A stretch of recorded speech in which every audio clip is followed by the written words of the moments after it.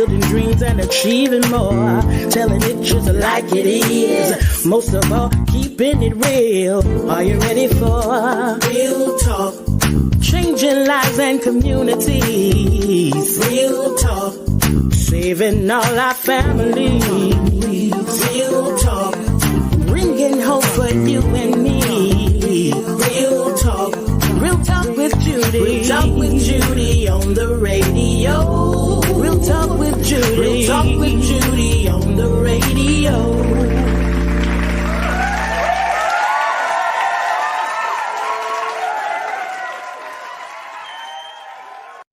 Everyone, we're so glad to have you on this morning. Once again, you're tuned in to the Real Talk with Judy live radio show right here on Heaven, Hallelujah 95.3. Hallelujah 95.3.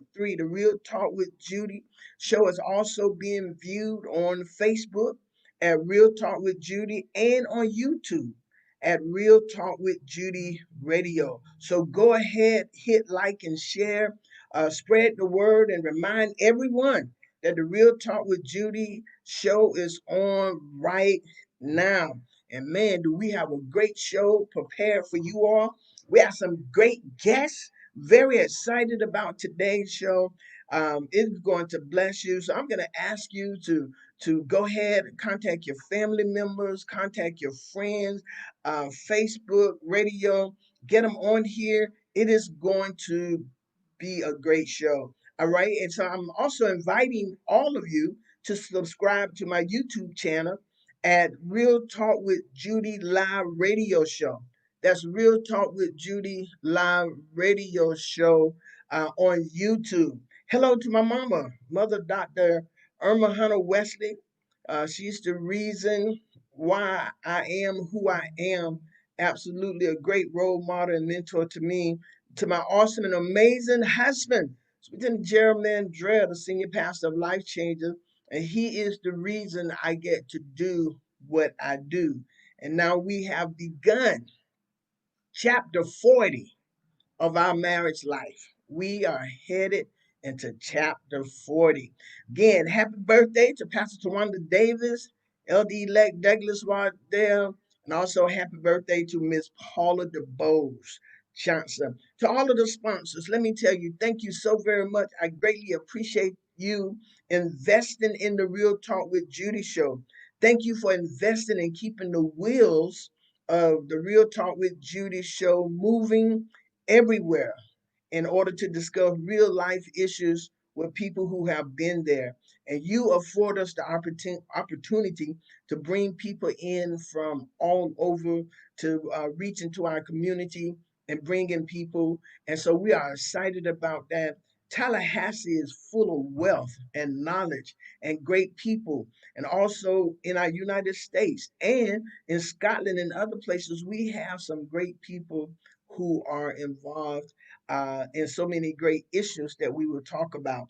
Our discussion today is a very tough and sentimental topic to many.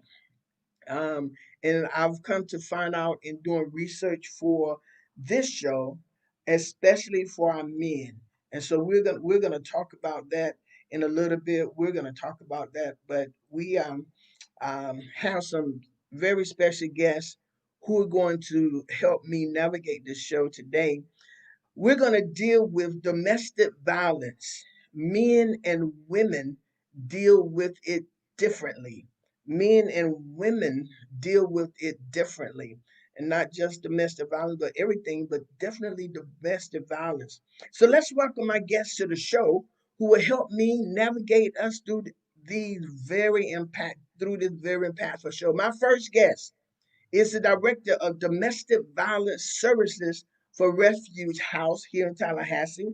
And she served Leon, Gaston, Wakulla, Liberty, and Franklin County. She has worked for Refuge House since 2005. The Refuge House provides comprehensive crisis hotline, emergency shelter, medical and forensic services for sexual assault victims, injunction assistance, transitional housing and community education, and prison and jail service. She is strongly committed to partnering with survivors to create safe and stable lives that honor their highest personal agency. She is a graduate of Florida State University. She has a Master of Social Work. She's a registered clinical social worker intern. In addition, she holds a master in rehabilitation counseling.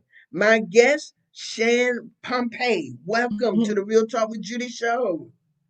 Thank you, Dr. Judy. I am so glad to actually be here once again. I think this is our second year doing this. Yes, And so yes. I'm really honored that you continue to think of Refuge House as the local services that provides additional services to domestic violence and sexual violence victims. So thank you. Thank you. I had to bring you on, Shan, so we could get that wealth of knowledge and the information and all of the stats and everything so we can make sure that we are doing a very well rounded show for our listening audience. So thank you so very much for Yes. being on. My next guest is an energetic educator, a psychotherapist, speaker, and agent for social change. She is a lifelong learner who loves to engage with others and encourage empowered living and personal growth. She is currently a professor in the Behavior, Social Science, and Education Division at Tallahassee Community College, where she teaches courses in the areas of psychology, human and child development, marriage and families, and the African American experience. She is also a licensed counselor and therapist, and she's a certified family educator in private practice. My guest is Dr. Cicely Brantley. Thank you, Dr. Judy. I am so excited to be here with you all. This is, as you said, just a hugely important topic, and I feel blessed that that it was put upon your heart to invite me. So hopefully this is our first time together, but hopefully this won't be the last. So thank you again. Yeah, it would definitely not be the last, Dr. Brantley. You have made an indelible impression upon my heart, and I'm just looking forward, not just today, but just learning so much from you and gleaning from your wealth of knowledge. Thank you for being here. My Absolutely. next guest is a faith leader, visionary, and social justice advocate. She has a passion for empowering individuals and helping them reach their maximum potential both naturally and spiritually. She is the founder and CEO of the Gift of Truth Incorporated, a faith based organization and a ministry that seeks to create opportunities and safe spaces for individuals to learn, heal, and grow. She advocated on behalf of survivors of domestic violence and their children for nearly a decade at the community and state coalition level. She is also a certified life coach, trainer, and public speaker with expertise in several areas such as violence against women, emotional health, racial equity, and spiritual identity and purpose. My guest, the PhD candidate, Mrs. Jill Kelly. Welcome. Thank you so much for having me, Dr. Judy. It's always good when we get together. This is such an important topic that you know that I talk about all the time. And so it's good to have faith leaders as yourself and opportunities like this to really have the conversation because we need it. It's a much needed conversation. So thank you. I, Thank you so very much, Sister G. She was making such good comments last week on the show. I had to get her on here. Very powerful elder in the faith community and in the natural life. Just absolutely love you all. Thank y'all. My final guest is one of my mentors. She's one of my mentors. She's one of 25 women you need to know in 2020. She's an associate professor of clinical mental health counseling at Florida A&M in the College of Education. She is a facilitator, a success coach, diversity and inclusion trainer, She is a certified family mediator with the Florida Supreme Court. She is a psychotherapist empowering teams, individuals, couples, students, and leaders for over 20 years. She is thrilled to empower women in the community. She is the president and publisher of that awesome magazine that we look at all the time, and that is the Tallahassee Woman magazine. I was in there several times, bless her heart, and as well as Courageous Conversation, which is her clinical counseling and coaching practice. Ladies and gentlemen, welcome my final guest. That is Dr. Michelle Mitchell.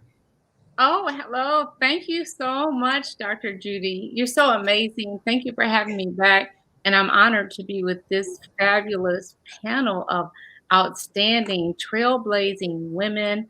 Um, Dr. Cicely and I served on the commission. And yes, you've been in Tallahassee Women Magazine. We want you to be in there some more. This is such an important topic. When I was a mediator with the court in Orlando, they asked me to do domestic violence shuffle mediations, and that was for who have done that. Um, we had to sit in the back, and if we needed to intervene and come up with a plan, a parenting plan for the batterers, it was really tough. And so I've been like an advocate, of course, for mental health for many, many years, and I'm just honored to be here today. And I'm glad that you are providing this opportunity for us to speak to the community, because you have to raise awareness and share resources, because it's a huge problem. It affects millions and millions of people each year. So thank you for doing this. Thank you all so very much for being on. I know that you all are busy. Dr. Cicely has a class going on. You all are just busy, busy, busy. And I want to thank you all so very much. What I want everyone to know, I had three men who had agreed to be on the show, and three men who had agreed to be on the show. In talking with them, they was hesitant but excited. I thought. And then I received a call from one um, Sunday night who told me that he thought he was ready to come on.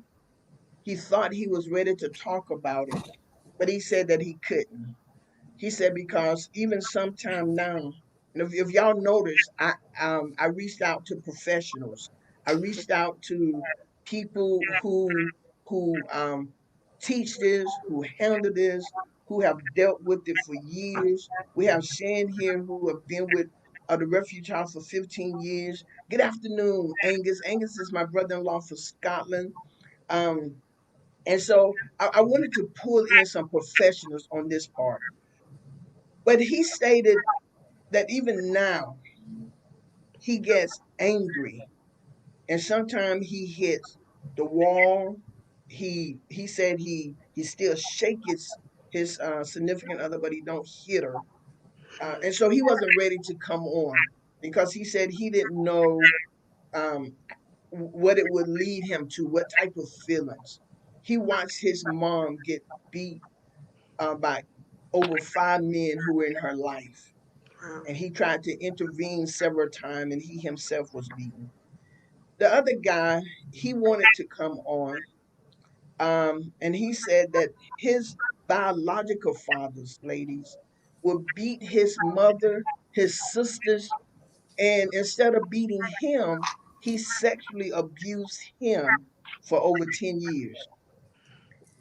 He said he tried the gay life, but then he said he realized that in the gay life he endured more domestic violence, and so he went back to the gay life, I mean to the straight life, but I didn't hear back from him. The last one stated he was seriously abused, his sisters and his mother, by his father, but when his father left, his mother abused him, and he felt like he was ready to come on. But for the last 2 years, he's been abused, domestically abused by his wife, who he currently divorced. I think he said in January or February. He thought he was ready to come on, and he called yesterday and said he wasn't. Mhm. Um, So we're going to put up all of y'all information, because one of the things that we want, perhaps somebody listening or somebody who will watching will want to contact one of you all, and I want them to be able to do that, if that's what they want to do. So, my beautiful sisters, address those issues. Those was three men who was coming on, and when they gave me that, my heart. I mean, felt, I felt them. What is your take on those? But that's definitely a pervasive problem. And what we find, and everybody would agree, that those types of the abusers come from, they have issues with their family of origin or something that happened in their childhood. There's often that pattern, and that recurrent pattern, you just can't escape from it. You end up being a perpetuator, perpetuating the problem and being a perpetrator, because those things were done to you. So people need so much healing. Oftentimes these men, we find that the research shows that they oftentimes have a like borderline personality disorder. They're narcissistic, and they have antisocial personality disorders. And it's really, really just it's a vicious cycle that typically they don't come to counseling. Oftentimes it's because they're court ordered, and that court ordered people don't like to come to counseling. So then it's really, really, really tough. And two, if I can add, the first gentleman that you mentioned, Dr. Judy, the man who I think maybe two of them they were victims in their current partnership. Mm-hmm. One of the things that we know to be true is that men who are victims of intimate partner violence, where their female partner is abusing them, they often don't come forward because of the stigma associated with it, because of these, ideas around what masculinity should look like, and the fear that maybe they'll be called soft or, in other ways ridiculed because they let their woman abuse them. When in reality, we probably have all heard that abuse is not about letting. It's about being in a situation where a partner is overbearing. They can be controlling. And a lot of times with women, the abuse happens in these situational times where it's a reaction to something, and it can be quite unpredictable. Whereas when men are the perpetrators, there tends to be a more prevalent pattern. So that stigma can certainly keep a lot of our men from coming forward when they are abused. Shan, in the refuge house, do we have a lot of men coming forth, or is it mostly women? Do men tend to, and Dr. Sisley, I can see that it will put a certain stigma on the masculinity, and we know that that's one thing that men do not want other men or the women to see Right. them as weak. Mm-hmm. Exactly. Yep. Shan, do they come to I the think we do serve men in refuge house and all of refuge house services, including our residential shelter service. So I want to make sure that everybody hears that, for a long time it was the thought that we only provide services, and particularly residential services to only women. We know that with this type of violence, that it is a very gender-based violence, but as explained, men do experience violence as well. And so I think, again, the shame that goes along with it, the way our society view masculinity, and the roles of male versus female are some of the factors or the barriers that prevent more males from coming forward to share their story or to seek out help.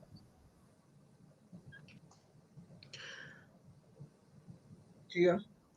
I was going to say, and I'll add to that. There's so many layers to the men that you shared briefly their stories. We know that there's a lot more And so it speaks to the importance of healthy childhoods, that a lot of the trauma that we experience as adults is rooted in childhood issues. And so we have to protect our children and we have to raise them up right, because it does impact them as adults. But you also mentioned, I believe, one of the gentlemen being involved in same-sex relationships and also experiencing domestic violence there. And that's another, I think, topic that there's a lot of myths around, that somehow there's not domestic violence in same-sex relationships, but there is, because domestic violence is not just people fighting, right? Two people that are arguing, but this is about power and control. It's a very different dynamic. There are some relationships that are just toxic, to where you have two people that have legitimate, or one person that has a legitimate anger management issue, right? And that can be, something that they can get control of. But when you talk about a person who wants power and control, they will do anything to get it. So it doesn't matter the gender, it doesn't matter any of that. It's about the person's need to be in power and to be in control. And so I think those three men, again, represent so much, so much trauma, and how trauma has to be dealt with, or else it continues. And I think it's really sad that we have people that are struggling, and many of them in our church pews, many of them, preaching across our pulpits. And, we work with people not knowing the silent cries. And so this is, again, something that definitely needs to be discussed. So what do you all think? I know here's in one of the things that I looked up, it says 7 men, 1 in 7 men would experience physical violence by their intimate partner at some point during their lifetime. One in 7 men. And my husband and I was talking the other day, how their family was raised. That men do not hit women under any circumstances. That men do not hit women. But then we know of someone who let a woman have it, but the woman kept. And I want us to deal with this for the women's sake as well. But the woman kept hitting and hitting and hitting and badgering and hitting. Um, do you think that maybe she too was dealing with some untreated childhood trauma, where she was coming at him and she would hit him because she knew he wouldn't hit her back? And then his response, eventually he pushed her and she came back. Then he hit him. Then he hit her. How do we deal with that with our men and our women? Um, so you are absolutely right that there were some childhood issues. All of us are products of our environment, for better or worse, we are products of the environments in which we were raised and shaped. And a lot of what we saw shapes the way we then interact in relationships. Dr. Michelle touched on some of the ways our personalities, which is, kind of the lasting ways that we interact and that we respond and communicate with others. So if we are in an environment where violence is used frequently, when conflict arises, rather than having more healthy ways of resolving that conflict, we're more likely to do what we've seen modeled in front of us. And so if you have a young woman who's in an environment where violence is often used, and especially if she has seen women in her family, her mom or others, become physically violent, we as young children learn that what we see the adults and the bigger people in our environment do, that's what we should do as well. So it's quite likely that she saw this, that it became ingrained upon her as one of the ways that she can, manipulate the environment or get what she wants out of it. So I think in some ways, women who become abusers can have a lot in common with men who become abusers. There are situations where a woman is in a situation with a partner who is abusing her and she doesn't fight back, and then after so long, it can become responsive. It's her reaction. And then she can become extremely violent after having kind of restrained herself or dealt with this for so long. So it can happen in that way as well. But there's no doubt that a woman who is abusing her partner, very likely has been exposed to some sort of abusive behavior in her childhood. Dr. Mitchell, you look like you're boiling. No, yeah, I'm just like, it's so much. Yeah, it's so, like we're saying, everyone. I mean, it's so much to this. We could have a show for 8 hours because there's so many layers and layers and layers. This is such a problem. You know, the research also shows that the neuroscience and the chemistry of the brain is changed after repeated abuse. You know, usually when people are happy, they release oxytocin and they have feelings of happiness, but under stress, this is released and has a total different effect. And then people stay because there's so many different reasons, because their brain chemistry has changed, the neuroscience has changed.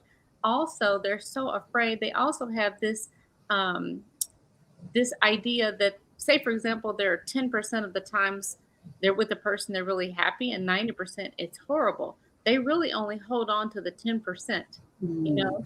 And so I know that there's that saying, when the pain of holding on becomes greater than the pain of letting go, you will let go. But that's not always true. Something really devastating has to happen when someone thinks maybe the children are going to be killed or something like that. Sometimes it's hard to even imagine some people that have committed these crimes and domestic violence, because we might think, wow, that person seems very nice and very calm. And the research also shows that the breathing and the heart rate and all these things of people who are abusers and like murderers and things like that actually becomes very calm. They're very calm when they engage in some of those. They could be. That's one of the, one of the crazy things about it. But also, I wanted to mention choking. There's a lot of research about men that, men and women that actually use choking. There's a high correlation with choking and then being murdered. And so this is a very serious issue. I just want to share quickly, one of my best friends, Dr. Michelle Munzenmeyer, who actually was my friend and she worked for me, in 2013, one day, she called every morning to say, do you want something from Starbucks? Do you want something from Dunkin' Donuts? And she didn't call this day. And I can talk about it now without crying, but she didn't show up for work. And I started really stressing out about 10 o'clock, then 11 o'clock, then 12 o'clock, then 1 o'clock. I went to my boss and all the way up the chain to say something is wrong. And she told me that her ex-boyfriend had called her 85 times and he was stalking. It was really tough. It turned out that I was, by 5 p.m., I was crying.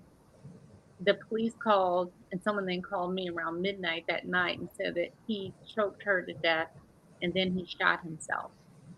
And she had told me about him, and I said, you don't have to help him. She was a therapist. You can look it up, Dr. Michelle Munzenmeyer, professor at Webster. And I told her, Michelle, you can bounce back from anything, but you can't bounce back from dead. And I say this out of love. And she was a psychotherapist that had an expertise in domestic violence. So this is real. Wow, that was real talk. You can bounce back from a lot of things, but you can't bounce back from dead. I pray that some of you who are listening to this, if it's you or you know of someone, we have 4 ladies here that you can reach out to. We wanted to get some men on here so we can hear their perspective. We wanted to hear how they felt, and we know that they handle things differently. But our brothers need help too, because they have this pent in anger or this pent in approval, uh, trying to be, and when they don't seem to be approved or whatever, it's like it don't help. I have someone that I know who was molested as a child, and every time they try to come back or come forth, it seems like it doesn't work. So they get involved with younger people who are abusive to them. It's like they're younger than they. I think they're in their 30s, but they like anyone from 18 to like 24. But they have to be abusive to them. How do we get men to get help?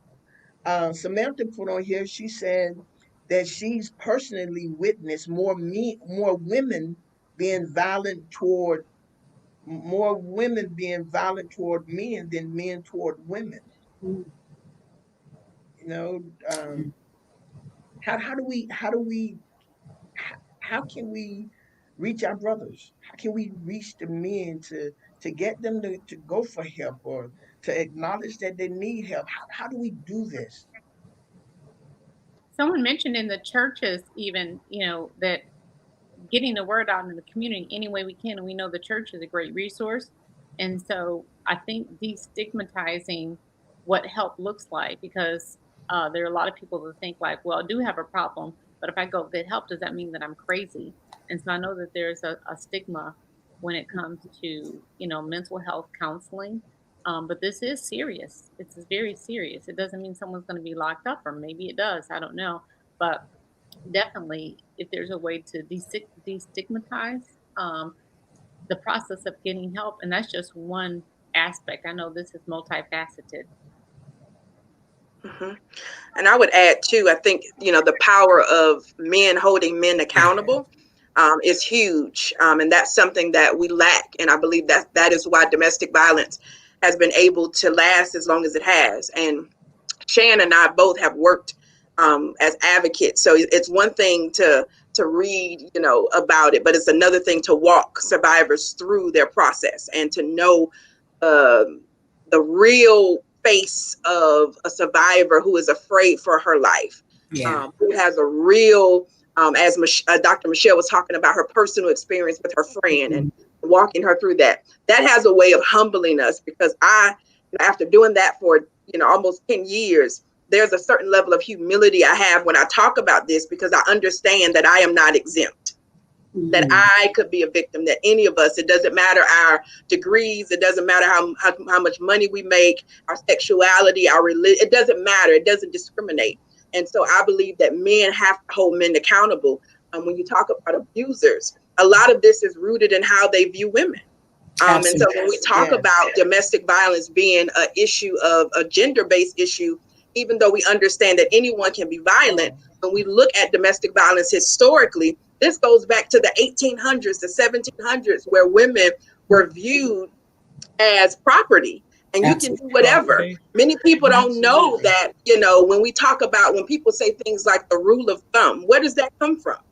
Rule of thumb, was something that said that a man could beat his wife with an object as long as it wasn't bigger than his thumb. We don't understand that it's The width of rooted the thumb. in our history. It's rooted in, all of this. And so so women, yes, can be, abusers, but this is an issue that takes the lives of many women. When you talk about, the larger issue. And so we can't get away from that it's rooted in how women are viewed. And so men have to hold other men accountable. I tell people all the time, how powerful will it be if fathers taught their sons how to respect and honor women? If every man would commit to that, right? That I'm going to teach my son how to respect and honor women, this issue would be eradicated. And so Yes. I believe that it starts there. Our churches, we have preachers that will preach upon pulpits that, you need to stay in your marriage. You need to work it out. You need to just pray. And this doesn't go away that easily. And so the church has to take responsibility, putting out wrong information or Yes. counseling outside of their expertise. This is an area that you have to be skilled in before you try to teach somebody or tell somebody how to navigate it. Women can't just leave this situation, because women are more at risk and killed once they leave. And so women stay because it's safer. It really makes sense once you understand the dynamics. And so there's so much that goes into this. Women that are pregnant are more at risk for being killed. Women that say they're going to leave. Women that express more independence. Strangulation, as Dr. Michelle stated earlier. All of these things really heighten this situation. And we have to separate this also from mental health and from stress, because all of those things can exacerbate the violence, but it doesn't cause. Okay, we have to separate that out. It's not cause. I can have been sexually abused, but I have to make a choice to stop the pattern. And so we can't say that because a person has experienced trauma, that somehow, we understand why they do it, but everybody has to make a choice I have met so many people who have gone through traumatic experiences and have made a choice that I will not perpetuate the cycle. And so that is not an excuse for being violent or to perpetuate this violence. We have to take control of our lives. We have to get the healing that we need so that we don't continue this. And so it starts with conversations, really, but men have to hold men accountable. Man, this is powerful, y'all. That's why I have these ladies on here. That's why I brought in some expert. As Elder Jill said, your expert. Well, domestic violence is not one of my expertise, but I do know that it is very important that we deal with it. And I agree, we have to stop it. We don't have to. We can stop this. Someone, Lawanda Hopper said, we need to remind people that you can have Jesus and therapy. Yeah, Because some and people amen. say, I got Jesus and that's all I need. Well, Jesus Yeah. is all we Jesus need, and but he therapy. has given us some wisdom and placed people in place who can help us navigate through life. You And know, I believe that we have some people who don't want to be abusers, but they don't know how to get out. I agree with you. There's some of our brothers, we can have groups where the brother said, you don't have to put out there, this is I once was an abuser. You don't have to do that, but begin the conversation, begin to talk, begin to teach our boys how to view women. Women have to be viewed, that every last woman on here, powerful, independent women, powerful women making changes in our community and lives of students and people, every last one of you, every last one of us. And so we have to get to the place where we teach. And you know what, Jill? I did not know that was the rule of thumb. I did not know that was the meaning. I would never look at my thumb like my thumb again. I did not know that. There's so many. I mean, when you look at the Wow. history, yeah, it's so many that we say, that's, you know. that's an excellent point. I want to piggyback on what you just said about, you can have Jesus in therapy too, because I think that there needs to be a courageous conversation Courageous. about people, they have their religion and they will say, I prayed about it, or they know that God will forgive us for all of our sins. And so there are people that keep committing the abuse and then they pray about it and they think, okay, I'm good. I prayed about it. I went to church. And it's just ridiculous that, it's not ridiculous. It's great to have your faith. I believe in God and I have my faith and I pray. But right, what you're saying is that you need a whole support system. Like what's in your toolbox? Like a 360-degree saran wrap support system to get people through this, to make effective change in the community and in the hearts of men and women and be an example. So absolutely. How can we, for the people that just say, I'm going to pray about it, like, I think there has to be a really difficult dialogue and courageous conversation with them, because that's not enough. Just like you can love your children, but that's not enough, right? There are people that abuse their kids. Loving someone is not enough. You have to have more than that. Cicely, like you about to say something? Yeah, it was This a is good. little bit to back up what Gia mentioned about the rule of thumb. Not only was there that rule about the size of whatever you could use to beat your wife, some people don't realize it wasn't until the 1980s that it actually became illegal for a man to physically abuse or beat his wife. And I know for younger folks, it's like, oh, the 80s are so long ago. That is not that long ago. When you think about the fact that until the 80s, a man could publicly beat his wife and everyone would turn the other way rather than report it or see it as a crime.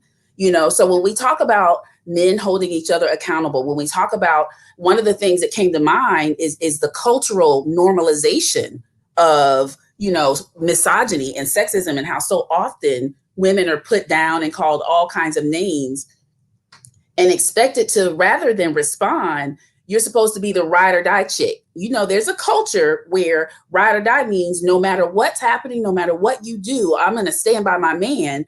But as we know, as Sister Gia said, PhD candidate Gia just finished saying, that accountability piece, we can't look away from that. It is a responsibility of us all to see, when we see something, say something. Wasn't that Congressman John, I think, that said that when we see something, we have to say something. And like Dr. Michelle said, if you can't come back from being dead. So it is super important to not let that ride or die culture take you to a place where you can't return from.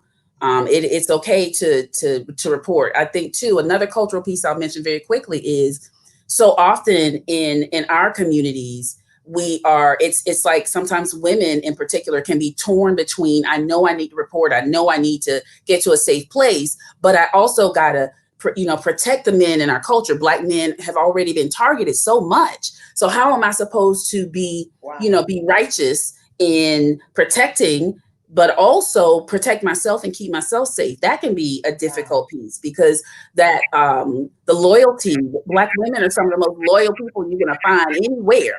So that loyalty to their menfolk can sometimes cause them injury and even loss of life. So wow, that's an excellent point, because once you say something, all of a sudden you see how people treat you.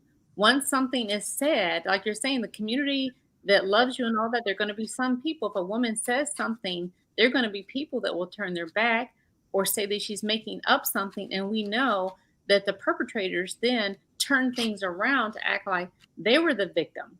And so it's almost like the psychological game that's being played. absolutely. But a lot of times you're going to lose friends. It's not going to be easy. It's going to be a hard walk. It is not going to be easy. That's why we have Refuge House and all these great resources and therapists, because things do change. So yes, it's not easy. Once a woman opens her mouth, or a man, it's going to be it's a hard path. And to get to the other side, because again, they've been brainwashed, right? They've been brainwashed. They've been isolated, and they've been, pretending everything's fine, getting beat up and putting makeup on and no one knows, and making excuses for the perpetrator. And so it's not easy. I remember, Shan, when we met last year after the show, I had 5 pastor wives to call me to tell me that they were being abused by their husband. 5. Mm. 5. And I know that's not all, because I can tell in some of the culture how these women are so, and I know some of the husbands probably don't want their wives around me, you know, because I'm like, hit him Me back, either. hit him back, honey. Do the Al Green wife on him, pour some hot grits on him or something, But I had 5 women, and guess what, y'all? They wasn't the younger women. They were the older women. The older wives who was like, Pastor Judy, can I talk to you? But don't tell anybody. Don't say anything. And I've been here long enough now. Maybe you can get to some of the younger women and tell them, if he does this, to do this. But I'm in it now. One lady was 72 years old. 72. I mean, and so we have to stop this cycle. I mean, it may never stop, but y'all, Yeah. Shane, One of the things in the churches, I think that is frustrated, it lays heavily on my heart, is this idea of how we have misconstrued what submission means. It's this, and some men have literally been empowered. They think it's empowered. They take that and they use it and they manipulate. And then when women try to speak up for themselves, they then tell the woman, you're sinning. What you're doing is wrong. So what I'm doing by being violent against you, beating you, isn't wrong. But because you're not submissive in this moment, because you're speaking out for yourself, because you're trying to stand up against this violence, you're sinning. So one of the things I really hope our churches will start doing is really teaching what submission really looks like. And that the Bible also says, submit ye one to another, So those things are not, often I think there's this understanding, I think in some churches, that of course we know that it doesn't mean you can beat. No, it has to be said, clearly stated, and there needs to be, back to what Gia said, that accountability has to be in place. Yep. Shan, what do you think? So they come in the refuge house. And I they can come to refuge house, absolutely. One of the things that I think a lot of people there's some miscommunication around is that domestic violence only affect, young, women. And as you say, some of the women that call you, it knows no age. There's no barrier against age. Mhm. Um, I see we have ebbs and flows that happen at Refuge House, but typically what we see in terms of folks accessing our residential shelter are women that are in their 50s, late 40s, 50s, and 60s, and even some in their 70s. I know for us, we have had women, as you stated, like one of the pastors that reached out to you in their 70s. They've been married 50 years, and the abuse happened from day one on the honeymoon, and they stayed. And so again, we for her, it was, what do I do? Especially if you had someone who had been married for 50 years, and at that time in her life, the male was the breadwinner who actually went out and got the job, and her role, her gender role, was to take care of the home, which included the children and the house, and subsequently her husband. And so all of that have changed, in terms of, we need to make sure that women know that they have a voice. One of the things that I think culturally that has been passed down is that women should be silent and not heard. And Mhm. that is something that is, just not true in any sense of the word. Um, so yeah, again, we serve folks of all ages, old and young, and so we're here for them. Mhm. That's an excellent point. What I was just thinking about, the people that I've treated and talked to, one of the hardest things was them to come up with, because of fear. Fear can paralyze you. Mhm. And so we have to teach them to say no to fear. But it takes a long time for them to realize that they have this power to use their voice. And then they're, like you said, so submissive and scared and traumatized that sometimes they can't even think of the plan. So they would say, well, can I talk to you about the exit plan, my escape plan? So I know everyone here has done that. You talking to women and men, especially women, is what I've dealt with, talking about an escape plan. And sometimes they just don't think, they don't realize people are sometimes looking at their emails and everything else, looking at their cell phone bills. So they have to have either another cell phone or use a friend's phone or a neighbor, pack some things, get their important papers, their ID, all kinds of things, and hide it somewhere or have it at a friend's house, have a safe house. So there are many, many options. And I know ideas for an exit plan, escape plan to get out, because some people say, I have some idea of how to get out, but I would like to go over an escape plan because I don't know how to get out. So how do you all tell women to get out? Mhm. I think, on our end, Dr. Mitchum, is, again, we walk through the process with the person. Getting out sometimes is not always the best option. I think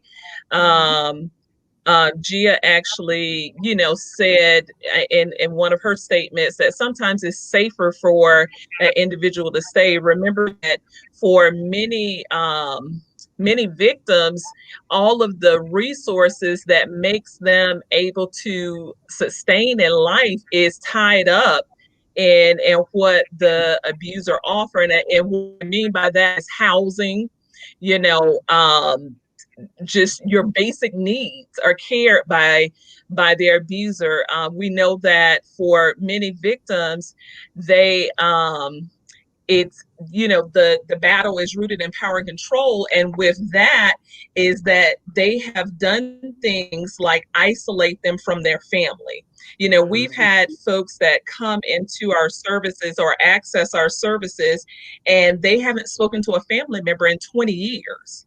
And we have to kind of re-bridge that connection with their family member, just so that they can have some sort of support outside of us. You've had friends that walk away, and again, it takes a lot for a person to get from I'm leaving, I'm exiting, and what is my safety plan in doing so, and actually coming to the emergency shelter, or even going to stay with friends. They are very afraid to actually stay with friends and family, because again, it puts them at risk as well.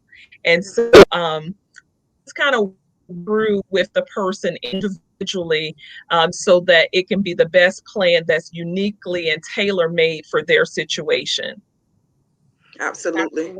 And I was also going to say that it's, a lot of women stay because of the victim blaming culture that we have. Is that women are often blamed or, judged, or why didn't you do this? What are you not doing? And that causes a lot. And I think Dr. Michelle, you talked about this earlier, that once she opens her mouth, that can open up a can of worms, not just what people think and say, but the systems that can now be included in this situation. So if she has young children, you're talking about, children and family, you're talking about all these different systems that she did not have to deal with before. And so I think we have to, as a community, learn how to support survivors and really stop, the victim blaming. Not long ago, there was a pastor's wife, and it went viral on Facebook, where she was killed by her husband. I can't remember his name, but he was an African pastor. And the videos came out of her family trying to intervene. Her brother, she's a beautiful young woman, and her brother basically, gets violent with the perpetrator, and and tries his best to help his sister. And that perpetrator stood there and said, I'm going to kill your sister, on video. And she shows up dead in Orlando, shot 9 times in the head, a couple days later. And people are still saying, why did she stay? And my thing is, maybe she should, we got to look at the larger picture. He was going to kill her. He had already said in his heart that he was going to, and he did it. And a lot of times that's what we see, is that these perpetrators do not like to lose power and control. This is not just about, I want to beat up on them. No, this is about ownership. This is about someone who thinks that they own this other person. And to see that man do that to that young woman and promise to do it, everybody did what they could. She left, her family intervened, but he still made a decision, and so we still blame her. She's dead, but we still blame her. Why didn't she do ... And so we have to learn how to be more supportive of survivors and understand their process. It's not easy at all. I've seen women who have been running from their abuser for years. They go from state to state, and it's a serious thing. And so when we have conversations, we can't just say, you need to leave or you're going to be dead. That's the truth. At the same time, it's a process, and they have to commit to that process. I was going to say, right to your point, some people have even had the police reports and everything, to your point, and they've documented it, and they've had the police reports, but, it's hard to even get a restraining order. It's hard, like, even to get to that point, and each person, you have to look at each situation uniquely. I just wanted to ask you, remember that football player that beat down his girlfriend or something? In the elevator. On the elevator. Yeah. And it was recorded, and he drug her out of the elevator, and then she came on TV and said, we're fine, or whatever. So that's that victim mentality. It plays out like that, just like a textbook every time. Wow. Dr. Cicely, Celeste Morningstar, who is my sister from Scotland, if you read her question, she said, I believe you teach people how to treat you. Do you believe that people who are in domestic violence situation are a certain type of person? No. Now, it's true that there are risk factors that can make it more likely that someone is in a relationship that is violent. However, there are people, listen, we are friends with people that we don't even know may be in domestically violent situations, because it one of the key markers, or one of the key characteristics of an abuser, is that they tend to wear masks in public, and they tend to present one way when they're out in public, is, oh, they're nice, and he's so charismatic and those things, but behind closed doors there's a whole different thing going on. There's the violence, there's the verbal abuse, psychological manipulation, in addition to physical and even possibly sexual abuse. So the idea that it's just one type of person, that can be dangerous, because then you're looking for things and you could be overlooking the people or the person that's right in front of you who's being abused or who is doing some abusing. Let me add real quick, because I know we're getting close on time. Yeah. I just don't want us to leave this moment without mentioning that right now during this pandemic is a time when we are seeing significant increases in domestic violence, because yes, people are trapped in their homes far more than they have been.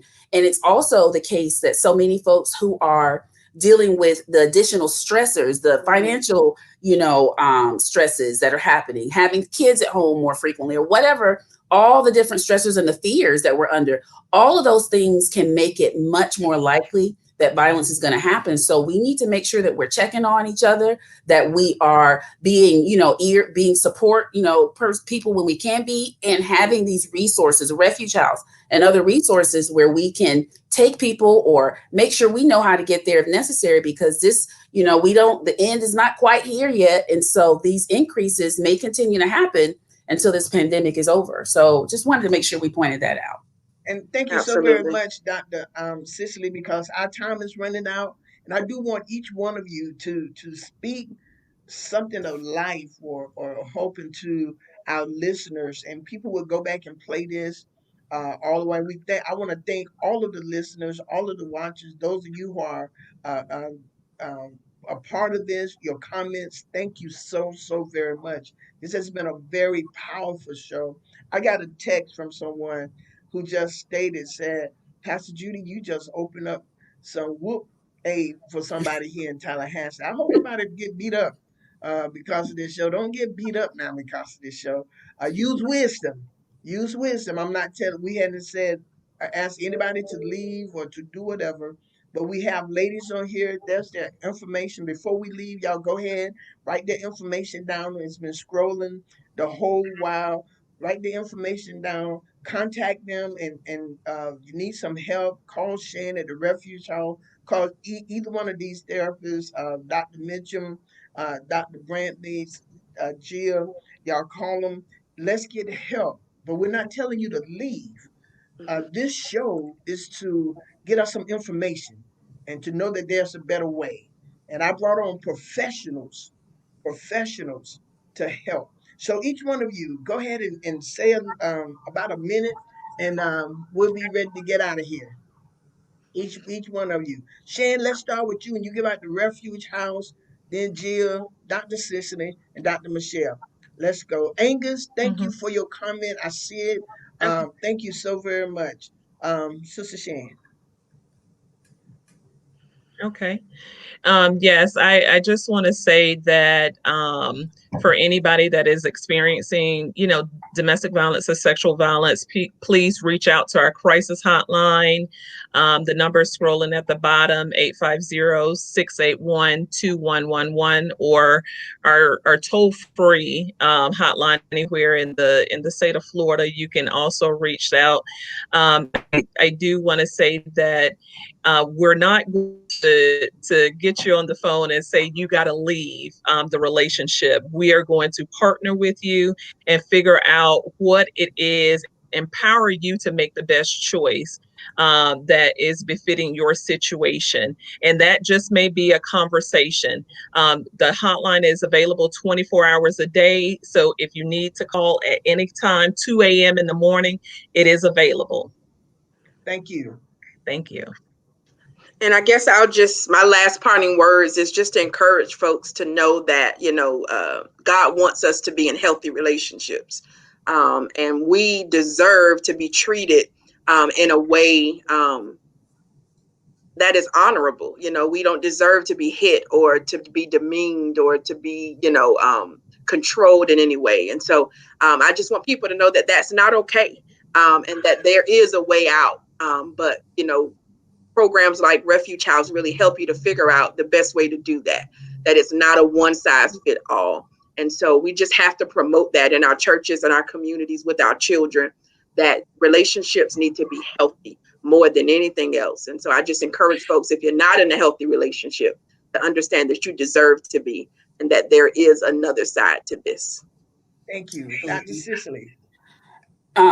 Such good stuff, ladies. The healthy relationship part, that is just, I just want to add to that, one of the most protective factors in a healthy relationship is having good communication, being able to communicate through conflict, because listen, arguments and conflict are going to happen. This isn't about avoiding conflict. This is about handling it in a healthy way so that violence doesn't occur. Having ways to solve problems, to deal with disagreements in ways that are not aggressive, that maybe give partners a chance to take some time out and come back when issues can be discussed in a healthy way. So I just want to say to everybody, you are not alone. You just heard so much about the Refuge House. There are other resources. There is help. There's help out there for couples who are in trouble, for families where violence has been the norm. It doesn't have to continue. Reach out. There's help. Thank you so much. Dr. Mitchum? I would like to say, to piggyback on all of this fabulous advice and this esteemed, amazing superstar panel of women, I'm just so honored that you're having this conversation. Everyone know that you are not alone. I want every woman to know you are worthy. You are worthy. You are worthy of love. You are worthy of respect. You are worthy of being in a safe relationship. You are not to blame. I know that you might feel damaged and this might be a tough time, but there is hope and there is light and there are people in the community that are there for you. How do you eat an elephant? One bite at a time. Please say no to fear and say yes to God, say yes to the community. We are here for you. You are not alone. Thank you, ladies, so very much for being on the Real Talk with Judy show. And as Dr. Mitchum said, it has been a star awarding panel. I want to thank you again, Shan. Thank you, Sister Gil, Dr. Cicely, Dr. Michelle. Thank you all so very much. And to all of the listening audience, thank you. And y'all remember, there is hope and there's life after this. Oh, yeah. Okay. There's a better side to this. I'll see you in the future. And guess what? You're in a healthy relationship. Until next Tuesday, you all be blessed. This has been Dr. Judy Mandrell with the Real Talk with Judy show. Y'all have a great week.